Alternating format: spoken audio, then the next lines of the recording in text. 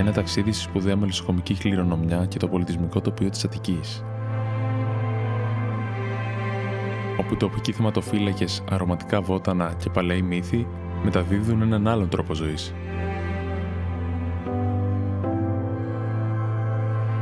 Μια αντίληψη και μια βιωματική γνώση που χάνεται, αν και κρύβει πολύτιμες δυνατότητες για ένα βιώσιμο μέλλον.